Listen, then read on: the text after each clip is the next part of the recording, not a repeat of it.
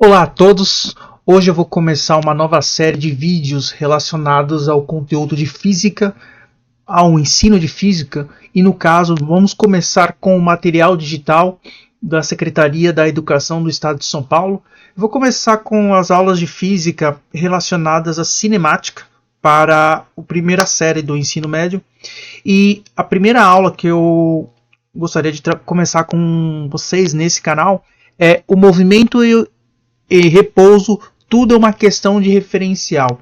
Então, nessa aula, a gente tem como objetivo e conteúdos os seguintes tópicos. Então, os conceitos iniciais para a descrição do movimento. Então, a gente vai começar falando os conceitos fundamentais para que eu possa entender e de uma forma mais profunda o movimento como um todo. Objetivo: identificar os conceitos fundamentais da cinemática, incluindo ponto material, referencial, movimento. Então vou destacar isso aqui. Então eu quero entender o que é um referencial, movimento, repouso, e também a importância da escolha do referencial na descrição do movimento. Então isso é extremamente importante para estabelecer a base para a compreensão dos fenômenos relacionados ao movimento. Diferenciar a trajetória e velocidade escalar. Então, o que é uma velocidade escalar? Distinguindo suas formas. Então, velocidade média, velocidade instantânea. Então, tudo isso será discutido nessa aula. Então, a primeira pergunta que nós devemos fazer: o que é um referencial e por que esse conceito é extremamente importante para começar o estudo de cinemática? Referencial: observe a figura ao lado. Eu tenho uma imagem onde eu tenho duas pessoas sentadas nas poltronas no avião. Observe a imagem dos passageiros sentados nas poltronas do avião e responda: quais argumentos poderiam ser utilizados para justificar o que os passageiros estão em repouso? Então, se eu olhar a imagem, a minha pergunta é: será que esses passageiros estão em repouso? Essa é a primeira pergunta. A segunda: caso o fotógrafo observe esses mesmos passageiros com base na pista de decolagem, qual seria a outra percepção que ele teria sobre os passageiros? Então, eu tenho dois cenários para observar aqui. Eu tenho dois pontos de vista. Eu tenho o ponto de vista de um observador que está dentro da aeronave e outro observador que está fora da aeronave. Então você tem duas percepções diferentes. O ponto de vista de quem está dentro do avião. Quem está dentro do avião está se movendo junto com o avião. Então, a princípio, se de alguma forma não fosse possível detectar o movimento do avião de dentro do avião, é só um experimento mental. Você teria a percepção dentro do avião que estaria parado. Agora, para um observador que está fora do avião, ele vai conseguir observar a situação e inferir a seguinte conclusão: que o avião está em movimento em relação ao referencial da Terra. Referencial é um ponto. Eu posso colocar um observador num ponto da Terra observando o avião. Então a primeira conclusão é: o referencial ele tem um papel extremamente importante na descrição do fenômeno cinemático. Tá? Então vamos passar para o próximo slide. Então, começar a definir alguns conceitos relacionados aos objetos que serão objetos de estudo da cinemática, né? Começar com um corpo. Quando eu defino um corpo, eu tenho dois conceitos. Eu tenho um corpo e tenho um ponto material. Um corpo, especialmente em cinemática, a gente define da seguinte forma: é uma porção de matéria. Então, um corpo é uma porção de matéria que ocupa lugar no espaço. Nesse contexto, os termos objeto e móvel podem ser utilizados como sinônimos de um corpo. Tá? Então, essa definição é extremamente importante. Ponto material. Quando eu falo em ponto material, eu estou, de qualquer forma, trabalhando com o corpo. Mas só que nesse momento, quando eu falo em ponto material, não me interessa as dimensões daquele corpo. O meu objetivo apenas é estudar o movimento, saber as características como deslocamento, velocidade. Então, com essas grandezas físicas, eu posso fazer uma análise do fenômeno do movimento. Agora, quando eu tenho um corpo extenso, o que é um corpo extenso? Um corpo extenso é que a sua dimensão ela influencia na descrição do movimento. No caso aqui, um corpo extenso, por exemplo, posso considerar um planeta, por exemplo. Agora, tem duas situações. No caso de um planeta em movimento de translação ao redor do Sol. Um planeta ele tem um movimento que é um movimento elíptico em torno do Sol, certo? Agora, quando eu estou estudando somente o movimento do planeta, eu não preciso considerar a dimensão do planeta. Isso é fato. Agora, quando eu estou estudando o movimento do planeta em torno do seu próprio eixo, ele passa a ser um corpo extenso. Por quê?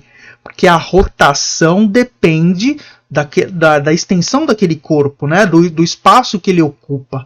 Então, cujas dimensões, nesse caso, precisam ser consideradas durante a análise do movimento. No caso, o movimento de rotação. Esse movimento de rotação a gente vai trabalhar nas próximas aulas e fazer a descrição completa. Então, um referencial. Um referencial pode ser um objeto ou pode ser um local. Então, um referencial ele pode ser um objeto ou um local no espaço ao qual se analisa a posição e o movimento dos outros corpos. Então, eu tenho um exemplo aqui de uma sala, né? Tem uma janela, tem uma porta. Eu posso estabelecer eixos de coordenadas onde eu posso estabelecer a localização desse corpo ou desse referencial no espaço. Então essa figura mostra para mim aqui o seguinte: o referencial S ele tem 3 eixos: eixo X, eixo Y e eixo Z. Ele mede o deslocamento na direção Z, deslocamento na direção X e o deslocamento na direção Y. Então, entenda o seguinte: essas coordenadas elas têm o papel de estabelecer a posição do objeto no espaço. Tá? Então, esse exemplo aqui é bem interessante no fato que agora eu estou estabelecendo uma coisa chamada sistema de coordenadas. Esse sistema de coordenadas ele é fixado. Então, ele é fixado aqui. Então, se eu estou descrevendo o movimento de uma partícula aqui dentro dessa sala, eu vou levar em consideração esse sistema de coordenadas estabelecido nesse caso. Então, a gente pode ir para a próxima definição. Quando eu tenho movimento e repouso. Um corpo está em repouso em relação a um referencial quando sua posição não varia ao longo do tempo. A gente pode perceber isso naquele exemplo do avião. O passageiro dentro do avião ele está em repouso em relação ao referencial do avião. Isso sim, ele está em repouso. Agora, o passageiro não está em repouso em relação à Terra. Se o avião está em movimento em relação à Terra. Logo, o passageiro está em movimento, ele não está em repouso em relação à Terra. Ele está em movimento. No caso aqui, a gente entende que se o objeto está em repouso, ele está em repouso, eu tenho que definir em relação a quê? A qual referencial? Então, no caso do avião, o passageiro está em repouso em relação ao avião. E nesse mesmo caso, a gente pode interpretar da seguinte maneira: ou o passageiro está em movimento em relação à Terra. Se a posição de um corpo muda ao longo do tempo em relação ao mesmo referencial, dizemos que ele está em movimento. Agora, poderia o passageiro estar em movimento em relação ao avião? Sim, ele poderia andar dentro do avião. Esse é um exemplo clássico. Então você tem que definir como movimento em repouso, você tem que sempre levar em consideração a qual referencial você está fazendo a sua análise. E a posição do objeto tem que variar em relação ao seu referencial adotado.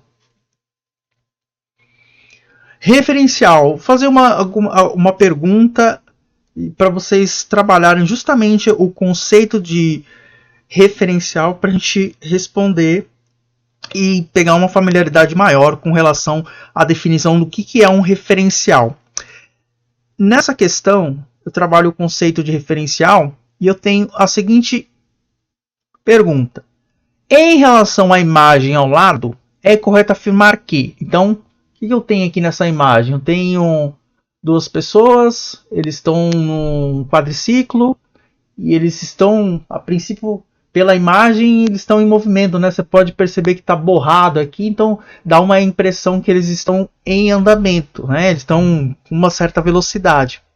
Os dois amigos estão em movimento? Lembre-se, movimento em relação a quê? É preciso definir um referencial. Então, essa avaliação aqui não está ainda muito bem definida. Não está bem definida. Eu preciso estabelecer uma definição mais clara. Então, os dois amigos estão em repouso? Em repouso em relação a quê? A qual referencial? Então, essas duas aqui não tem uma definição bem estabelecida. Em relação a quê? Tá? Então, já começa aí. Então, essas duas alternativas estão descartadas. Vamos ver a próxima. Os dois amigos estão em repouso no referencial do fotógrafo. Então, perceba. Eu sou o fotógrafo. Eu estou tirando a foto. Na hora que eu estou tirando a foto, eu estou vendo o quadriciclo se movimentar. Eu não estou no referencial do quadriciclo. Tá? Então são duas situações do mesmo fenômeno, mas observadas de referenciais diferentes. No caso aqui, os dois amigos estão em repouso no referencial do fotógrafo? Não estão. Por quê? Eu estou tirando a foto do quadriciclo e eles estão em movimento em relação a mim, ao fotógrafo. No referencial do passageiro, o motorista está em repouso. Isso sim. No referencial do passageiro, o motorista está em repouso. Isso sim. Então, é que eles estão no mesmo referencial e um em relação ao outro não está em movimento. Então, a gente pode concluir que a resposta é exatamente esta aqui. No referencial do passageiro, o motorista está em repouso. Bem simples, e para justamente definir e estabelecer o conceito de referencial, é sempre necessário estabelecer que está em movimento ou em repouso em relação a um referencial. Posição. Quando eu falo posição, eu tenho que determinar a posição do corpo no espaço. Então, eu preciso utilizar um sistema de coordenadas que estabelece a posição do objeto no espaço naquele referencial escolhido. Tá? Então, no caso aqui, nesse exemplo, eu tenho três eixos, X, Y e Z. Né? Em cada direção X eu posso chamar, né? Posso chamar outra direção Y e a direção Z. Eu tenho a posição do objeto nesse referencial. Como o espaço é tridimensional, é necessário utilizar um sistema de coordenadas também tridimensional. É esse caso, né? Eu tenho três dimensões aqui. Eu tenho dimensão X, eu tenho a dimensão Y e eu tenho a dimensão Z. Como o sistema cartesiano, então esse tipo de sistema a gente define como um sistema cartesiano. Isso é um conceito extremamente importante para a física, porque se você está fazendo a descrição de um movimento, é necessário você usar o sistema cartesiano, um tipo de sistema, né, que é o sistema cartesiano, que ele é formado de 3 eixos: eixo x, eixo y e eixo z. Posição. Já estudamos a posição até agora, né, mas é necessário ainda definir alguns outros conceitos relacionados à posição. Então, quando nós estamos estudando o movimento em apenas uma dimensão, que a gente define como movimento unidimensional, é possível utilizar um único eixo para indicar a posição do corpo. É o caso que você está vendo aqui nessa figura. Eu tenho um eixo, que, por exemplo, aqui nesse caso é o eixo X. Deixa eu destacar com outra cor aqui. Ó, eixo X aqui. Ele tem um ponto, que é o ponto de origem. A gente define o ponto de origem como o ponto zero. Para cá, nessa direção, eu defino como positivo, que é o que está escrito aqui. E na direção contrária, a gente define como negativo. Tá? Então, você tem isso como um sistema que te orienta ou te dá informações a respeito do movimento unidimensional. No caso aqui, eu posso dizer que um corpo está na posição 20 na direção positiva. Então, ele está na posição mais 20 metros, né? Ele está na posição 20 metros. Então, a partir da origem, que é o ponto O, que a gente acabou de definir, serve como uma referência. Então, aqui a minha referência é a origem. Define-se como sentido positivo, geralmente para a direita, em que os valores numéricos aumentam conforme cresce a distância em relação à origem. Então, unidimensional, só para deixar registrado aqui, uni vem de né? Né? Então, uma dimensão, ou no caso, posso trabalhar também, em um outro momento vou trabalhar com isso, ou bidimensional, que aí seria 2 dimensões. Nesse caso aqui, a gente tem que uni é uma dimensão. Vou até deixar escrito aqui. Uma dimensão. Então, esse unidimensional significa uma dimensão, um D.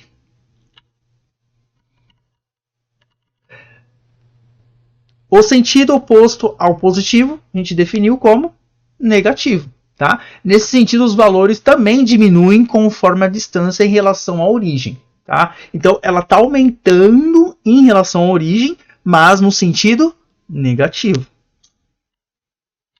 Então, todos esses conceitos que são extremamente fundamentais para você entender a cinemática do zero. Então, todos os conceitos que eu trabalhei até aqui são fundamentais. Então, vamos continuar nessa aula e focar exatamente nos princípios fundamentais da cinemática que são necessários para compreender a cinemática como um todo, né? E no final a gente conseguir fazer uma descrição detalhada do movimento.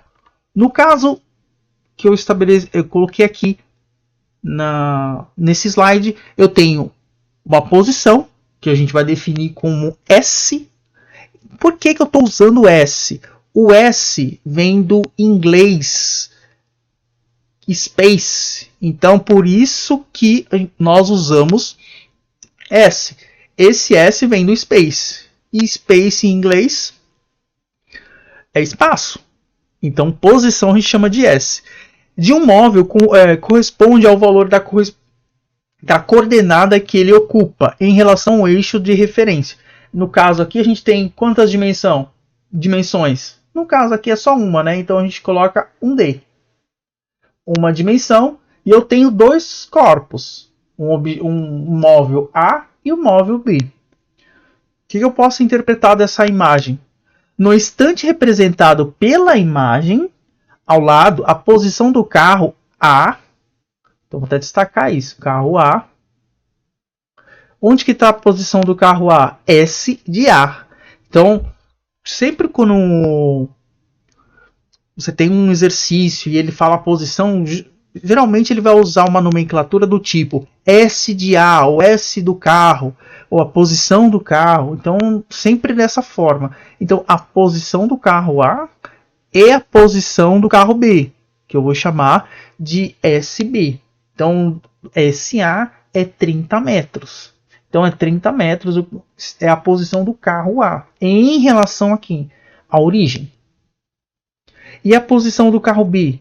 A posição do carro B é menos 10. Menos 10 em relação à origem. Bem simples, sem muita complicação.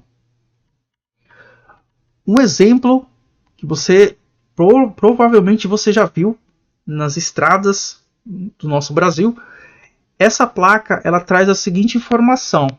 Ela traz BR-319. É o nome da rodovia.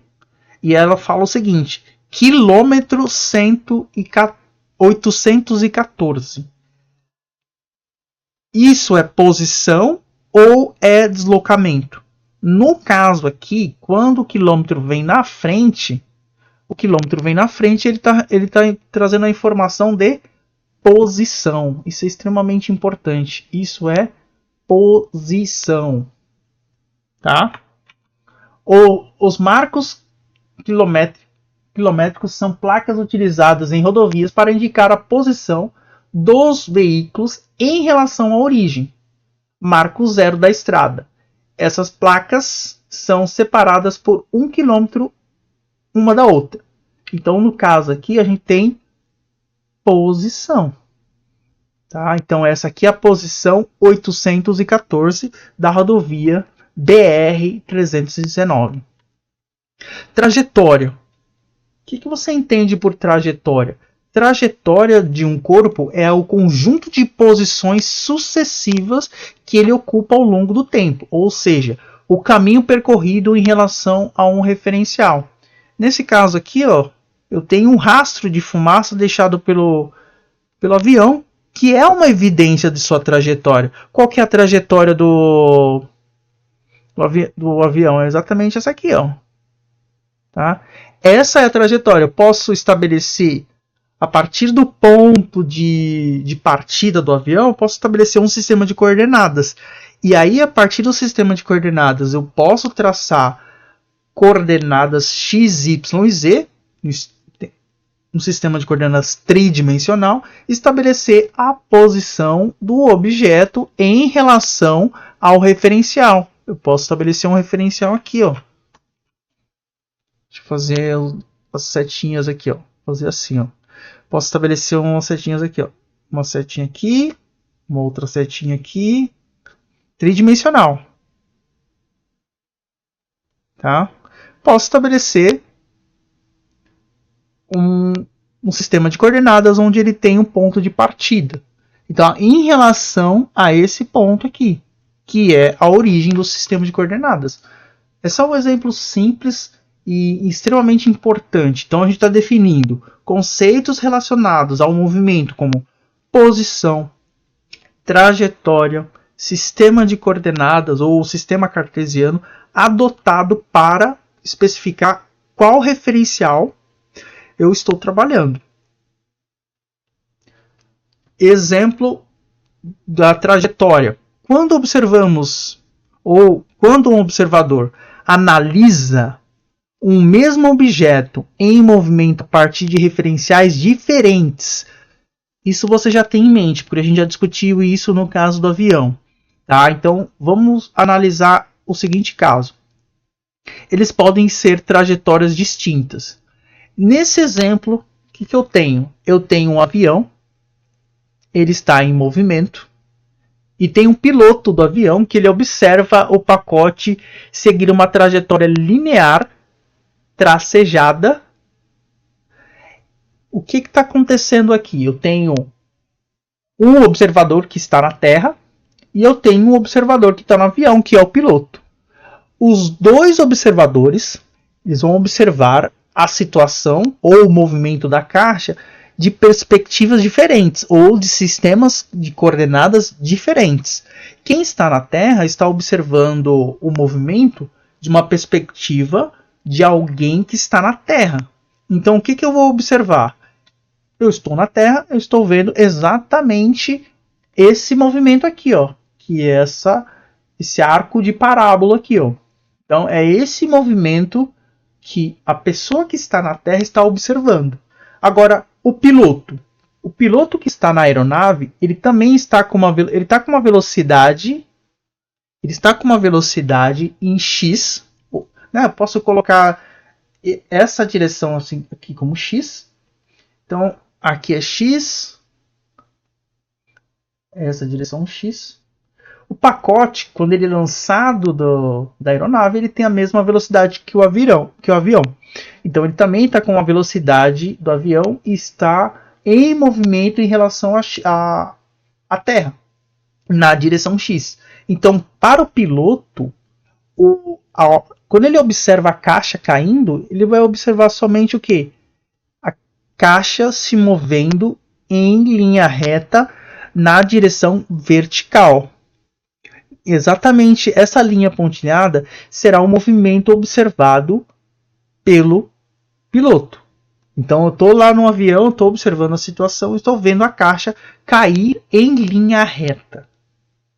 Tá? Então, duas situações diferentes, o mesmo movimento, mas observado por dois referenciais diferentes. Tá? Eu acho que ficou bem claro. Se não ficou, deixa nos comentários que eu posso responder posteriormente.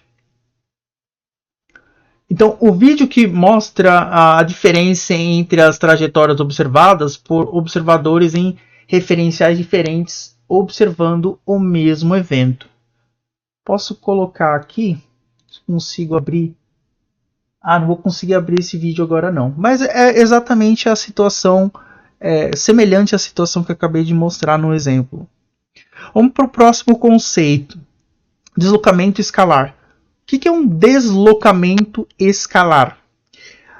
Para entender o que é deslocamento escalar, eu preciso saber o que é a posição. Então, o que a gente acabou de discutir, os conceitos relacionados à posição. No caso aqui, eu tenho um deslocamento escalar. O que é um deslocamento escalar? Eu tenho a seguinte imagem. Eu tenho um carro que ele está se movendo na direção X. E eu tenho dois instantes. Eu tenho o instante T0. Quando eu colocar T0, significa que é o tempo no instante T0. E o tempo T após um determinado intervalo de tempo. Então, nesse caso aqui, eu tenho um carro que ele está no instante T0.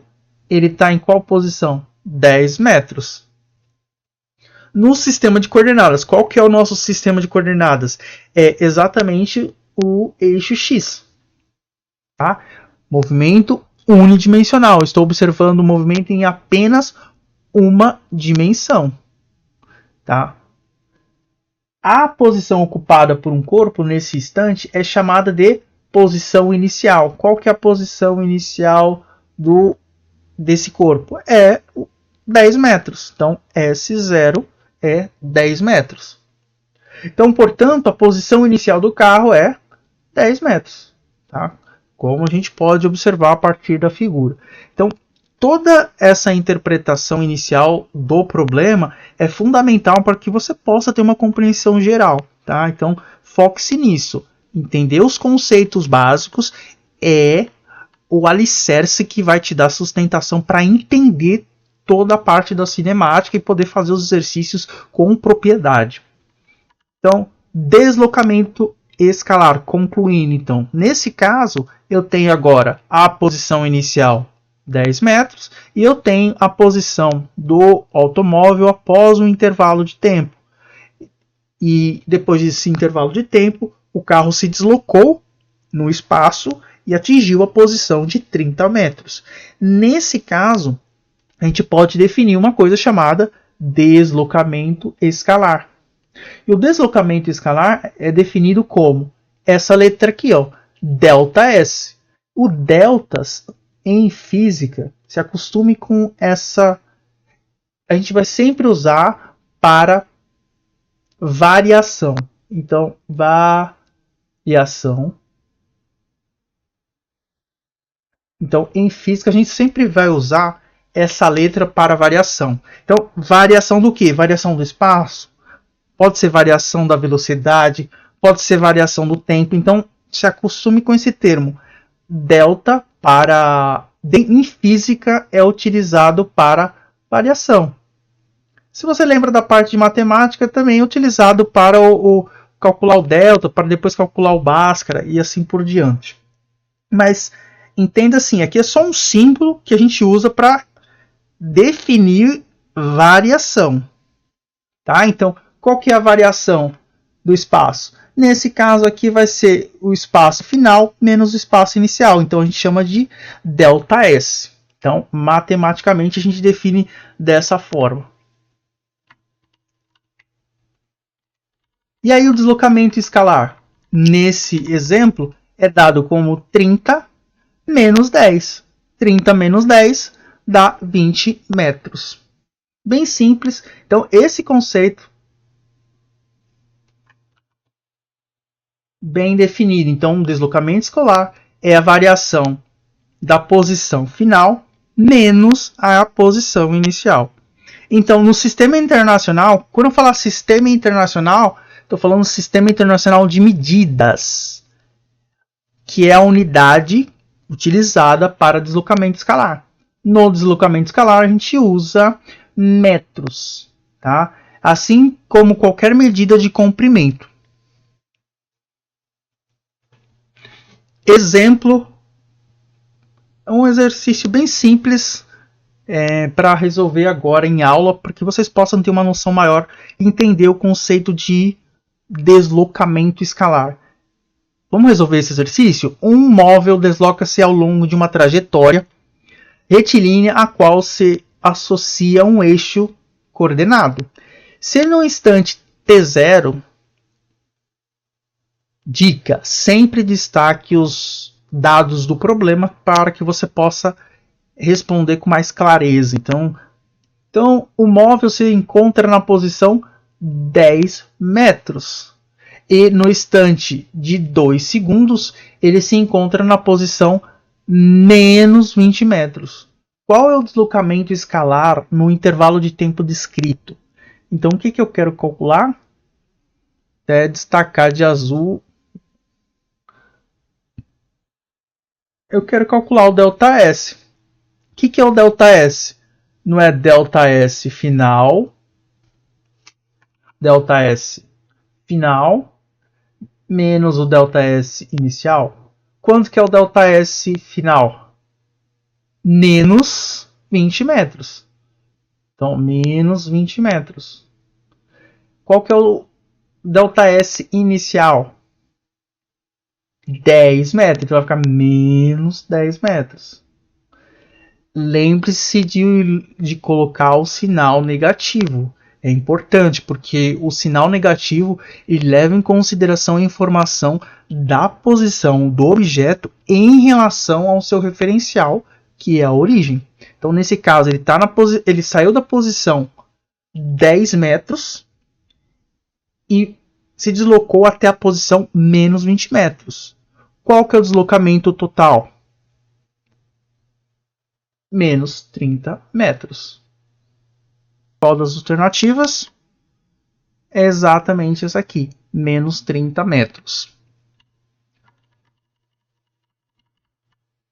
Então, o que é o intervalo de tempo? Então, se eu quero entender o movimento, eu preciso estabelecer uma métrica para estabelecer o quanto de tempo um objeto levou para sair do ponto A até o ponto B. Então a gente define isso como um intervalo de tempo, por exemplo. E a letra grega, como eu falei anteriormente, a letra grega delta é utilizada para representar um intervalo. Ou no caso, variação, que eu disse anteriormente, a variação de o quê? De uma grandeza. Né? Então, variação ΔS, variação ΔT. Então, no caso aqui, a gente vai definir como ΔT a variação, o intervalo de tempo. O intervalo de tempo que um objeto levou para se deslocar do ponto A para o ponto B, por exemplo. Então, T menos T0. Em unidades do SI, que é o Sistema Internacional de Medidas, a gente utiliza segundos para o tempo.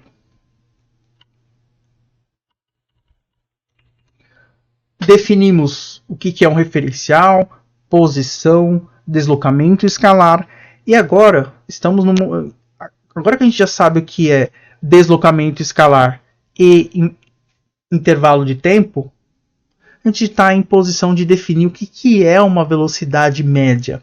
O que é uma velocidade média? É uma grandeza que ela é uma grandeza física que ela indica o quão rápido um móvel, um objeto se desloca em relação a um referencial. Deixar isso bem claro. Estou observando um móvel em movimento em relação ao referencial. Isso é extremamente importante que você tenha em mente. A velocidade escalar média é definida como a razão entre o deslocamento escalar. Deixa eu colocar ali outra cor. Então, a razão entre deslocamento escalar e o intervalo de tempo. Então, preciso fazer essa razão aqui, ΔS sobre ΔT, que Vm, velocidade média. Como é que eu posso calcular explicitamente essa variação do espaço? S menos S0 dividido por S menos T0. Essa é a velocidade média. Posso calcular a velocidade média por esse exemplo? Sim. Se eu tenho a posição inicial e final, e eu tenho o tempo final e o tempo inicial, eu posso calcular a velocidade média desse automóvel durante o deslocamento nessa trajetória unidimensional nessa direção X aqui. Como é que eu posso fazer para transformar valor de velocidade ou velocidade metros por segundo para quilômetros por hora? Bem simples. Basta você multiplicar. Se você encontrou, por exemplo, 10 metros por segundo. O que significa 10 metros por segundo? Significa que um objeto está andando 10 metros a cada segundo. Nesse caso aqui, basta você pegar o valor e multiplicar por 3,6 para transformar em quilômetros por hora. Eu tenho um objeto andando 5 km por hora. Então, a cada hora ele anda 5 km. Um exemplo. Ou, se você quer sair de quilômetros e voltar para metros por segundo, basta você dividir por 3,6. Então, basta você multiplicar para sair de metros por segundo para quilômetro ou voltar para metros por segundo.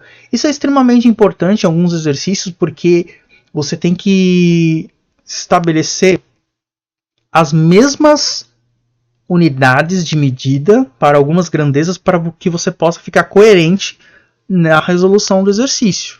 Tá? Então, essa imagem é bem interessante.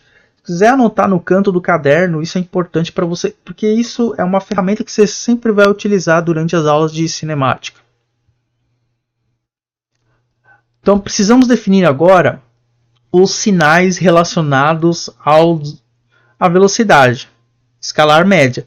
Como o valor de ΔT ele é sempre positivo, então o sinal do deslocamento escalar é o que determina o sinal da velocidade escalar média.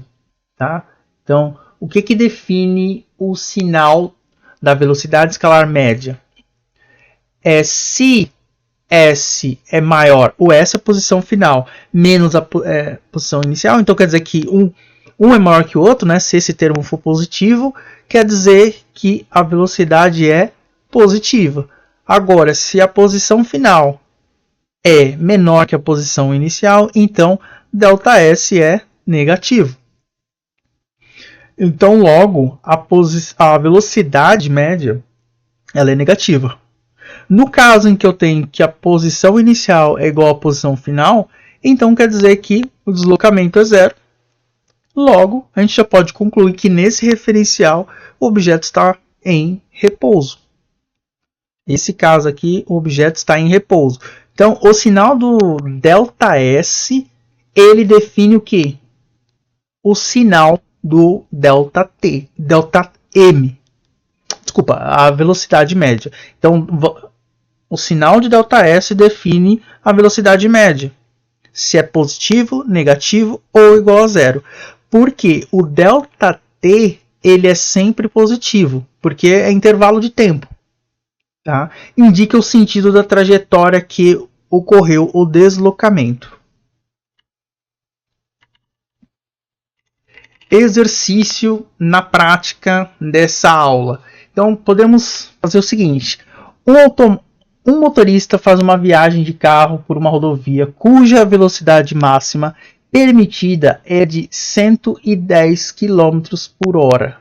Durante a viagem, o motorista repara que o velocímetro de seu carro está quebrado, o que impede que a velocidade do automóvel seja monitorada ao longo do percurso. Ao chegar ao seu destino, o motorista percebe que levou 2 horas e meia, 2,5 horas, para fazer a viagem. Sabendo que o caminho percorrido foi de 300 km, que a rodovia possui monitoramento de velocidade por toda a extensão, o motorista receberá multa, pois a velocidade média é de 120 km por hora? Receberá multa, pois a velocidade média do carro foi de 130 km por hora? Não receberá multa, pois a velocidade média do carro foi de 110 km por hora? Receberá multa, pois a velocidade média do carro foi de 150 km por hora? Não receberá multa, pois a velocidade média do carro é de 90 km por hora. Então, o que a gente pode fazer aqui? Então, a gente sabe que a velocidade máxima permitida é de 110 km por hora. Tá? Esse é um ponto. E que a gente sabe também que o caminho percorrido... Então, o que é esse 300 km? É o ΔS. Né? Então, a gente pode concluir que o deslocamento escalar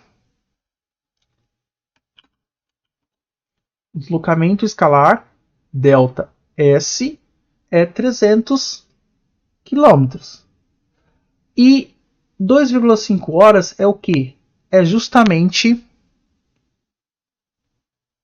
o intervalo de tempo que o motorista levou para sair desde a sua posição inicial até chegar no seu destino. Então aqui, ΔT. Como é que eu posso fazer para calcular a velocidade média pela definição? Eu vou usar a definição, que é ΔS sobre ΔT. Vai ficar 300 dividido por 2,5. É só tirar aqui para ficar mais organizado.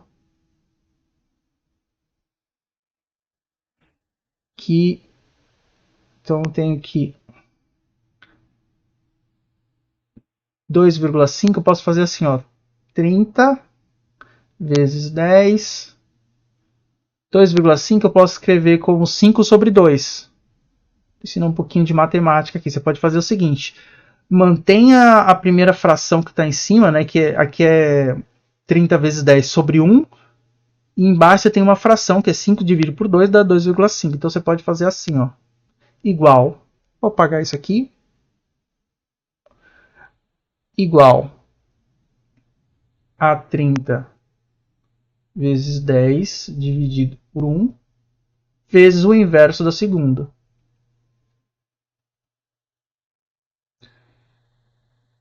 Agora ficou simples fazer essa conta, né? 30 dividido por 5 dá quanto? Dá 6. Então, 6 vezes 2 dá 12. 12 vezes 10, 120. Então, a velocidade do motorista é 120 km por hora. Então, a velocidade do carro, velocidade média durante todo o trajeto é de 120 km por hora. Tá? Então, receberá multa, pois a velocidade média do carro foi de 120 km por hora. Então, acabamos de resolver essa questão bem simples, apenas usando a definição de velocidade média para calcular a resposta. Então, exatamente, receberá multa, pois a velocidade média do carro foi de 120 km por hora. Tá? Aqui a correção do exercício é bem simples, né? Então, eu fiz apenas a razão de 300 dividido por 2,5. E a alternativa é A. Quando eu falar de velocidade escalar instantânea, velocidade escalar média não representa detalhes sobre a velocidade instantânea. A velocidade instantânea é velocidade em um dado instante de tempo. Se um carro percorre 100 km em 2 horas, por exemplo, sua velocidade escalar é de 50 km por hora. No entanto, não significa que o carro se moveu a 50 km por hora durante todo o trajeto, mas sim que seu trajeto percorrido a 50 km por hora duraria 2 horas. 2 horas. Pode ser que a velocidade dele, em alguns momentos, atingiu valores acima de 50 km por hora. Na média, ele ficou com uma velocidade de 50 km por hora, nesse período de 2 horas. O carro poderia ter atingido 60 km por hora na primeira hora, depois 40 na segunda, por exemplo, e sua velocidade escalar média seria de 50 km por hora. Para ficar mais simples e direto ao ponto, velocidade instantânea é o que você observa no ponteiro do velocímetro do carro, por exemplo. Essa é a velocidade instantânea, que é diferente da velocidade escalar média. Então, o que a gente pode concluir dessa aula? Entendemos que o movimento e repouso depende do referencial, né? No caso em que a gente discutiu do passageiro em repouso em relação ao avião, no avião, ou o passageiro em movimento em relação a um observador na Terra. Então, essas perguntas são extremamente importantes para você começar a fazer a descrição do movimento observado. Então, qual referencial o avião está em repouso? Essa pergunta é extremamente importante. Em qual referencial o avião está em repouso? Então, eu termino aqui essa aula e espero ter deixado mais claro os conceitos relacionados à cinemática, como posição, deslocamento escalar, velocidade instantânea, velocidade média. Então, espero que você possa ter mais capacidade agora de entender os próximos conceitos que eu vou trabalhar na próxima aula, aula 2 de cinemática. Espero que vocês tenham uma boa tarde e boas aulas.